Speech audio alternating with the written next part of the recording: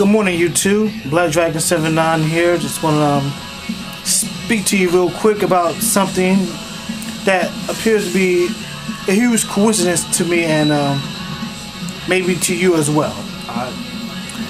Y'all remember last year when Marvel vs. Capcom 3 came out? How the game felt so rushed, so pushed out, and then about maybe 5 to 6 months later they released Ultimate Marvel vs. Capcom 3. Alright. Do y'all remember how many new characters were added to that game? I'm gonna give you a second to think about that.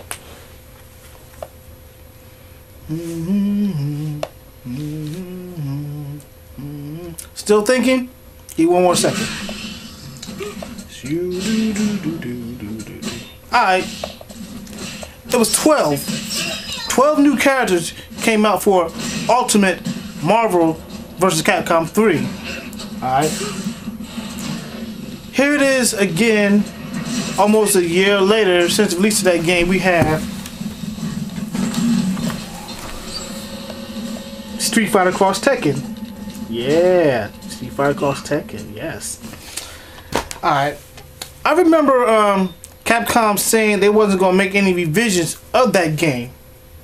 Here's why I think they're not going to make any revisions of that game.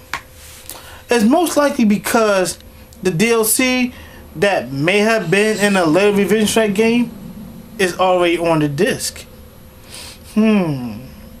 Sounds weird, doesn't it? Yeah, it does, doesn't it?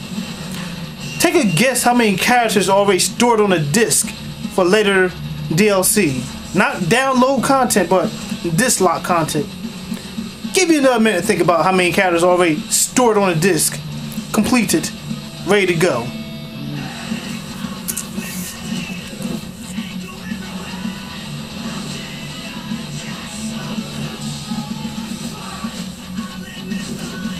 Nice controller, by the way. Anyway, 12 characters is already stored on Street Fighter Cross Tekken. Doesn't that sound like a coincidence that last year Marvel vs. Capcom 3 came out during the spring, and then later on during the fall we got a revision of that same game with 12 new characters? Now, back to why I think that happened, alright? Marvel vs. Capcom 3 came out so fast, so unexpected that perhaps Capcom didn't have the time to store all the disc lock content on the disc prior to release. So what they did was stall everybody out. They pretty much waited. Has you waiting for a couple months. All of a sudden, here we go. We have Ultimate Marvel vs. Capcom 3 with 12 new characters. Really, Capcom? For real? You serious? Nah, I'm good. 12 new characters, huh? For Ultimate Marvel vs. Capcom 3, alright? And new modes. Now think about something, right? You know how much memory a Blu-ray disc can hold? Up to 15 gigs. Easy. So, why didn't Capcom just let everybody keep their original Marvel vs. Capcom 3, right? And have them download all this new content on a single disc for one download. Perhaps maybe Capcom wanted to say the game over again, and everybody ate it up. Yeah, well, I ain't that stupid, but I got a couple of friends of mine whose names will not be mentioned brought the game twice. When I tried to explain to them, Capcom could have did this in one disc. Oh, no, you wrong. This is a whole new game. They got new card, new mode. Man, shut up. It's the same goddamn game that came out 6 months ago. Only thing Capcom did not do was include the DLC on the disc. That's why they made a whole new release and made you buy it again.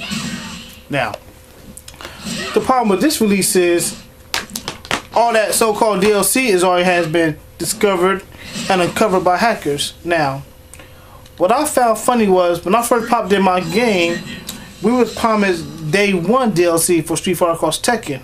Alright? Day 1 DLC. Check this out.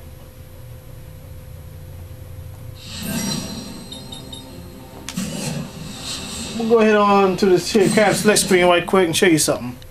I'm pretty sure you already know about this, but what the hell? May as well show it to you again. Alright. I want y'all to take a look at this.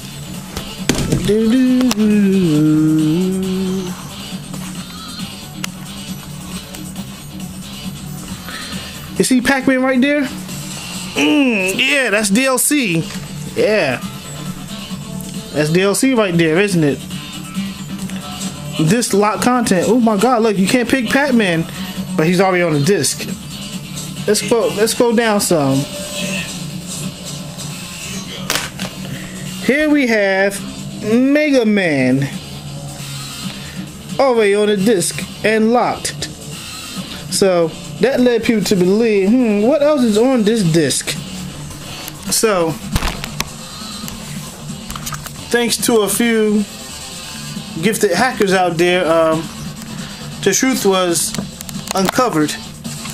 Alright? The truth was uncovered, so we all know there's 12 characters stored on this very game. But yet, we're not going to see them until the fall. Sounds weird, doesn't it? The fall. Alright, last year, in spring, Marvel vs. Capcom 3 was released. And in the fall, Ultimate Marvel vs. Capcom 3 was released. Here this spring again, Street Fighter Cross Tekken is released.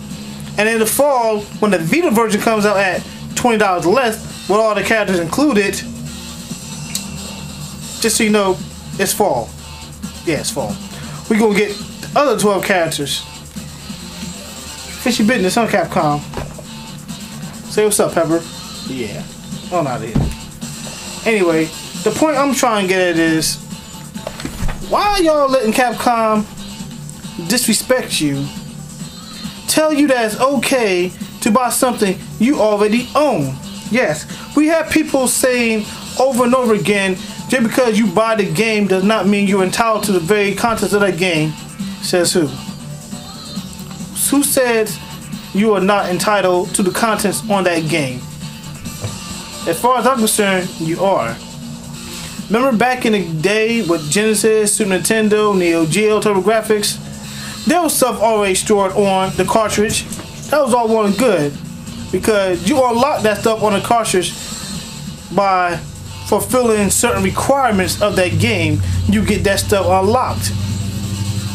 Alright, you didn't have to pay for it. But now we're in the day and age where the whole DLC era has came to be. So now companies like Capcom, EA Games, Warner Brothers, companies like those, they want to cash in on the whole DLC content. See, the one thing I can respect about Midway was when they did Mortal Kombat, DLC wasn't already included on the disc. It wasn't there. It wasn't nowhere to be found. Maybe in some aspects it was there, but for the most part, Midway took their time, made new characters, and you download them, and they were legitimate download because of the size of the content was up. It was like what, a character was like 49 megabytes or something like that, and they constantly kept updating the game with revisions that you did not have to buy. But yet Capcom, for some reason, thinks it's necessary for you to buy revisions of the same game you already own.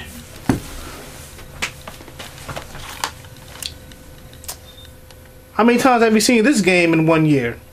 Yeah, Street Fighter 4, Super Street Fighter 4, Super Street Fighter 4 Arcade Edition, Super Street Fighter 4 2012. You know where I'm going with this. Alright. So, my question to my fellow gamers out there, why do y'all continue, I'm going to say myself too, why do we continue to let Capcom disrespect us? Alright? People may say, Capcom not disrespecting us, it's all about business. Okay, I understand about good business, but certain business practices should not have to be. Alright? If it wasn't for us buying their products, they would not exist. They need us. We don't need them. They need us. Alright? That's like me owning a store, right? and expecting to make business without customers. Just not going to happen. So let's y'all think about that for 1 minute. Alright, let's recap. Last year, Marvel vs. Capcom 3 was released in the spring of 2011. Alright. And in the fall of 2011, Ultimate Marvel vs. Capcom 3 was released with 12 new characters. Ooh. Yeah, that's because it wasn't included on the first game. That's why they made a revision. A revision. But new modes. Yeah, new modes. New modes that should have been on the game in the first place. So, what I propose is we, the fighting game community, need to make videos exposing Capcom for this bullshit that they keep trying to pull over on us. Because if we keep letting this happen to us, you know what's going to happen? In the next big release of a fighting game by Capcom, you know what they're going to do?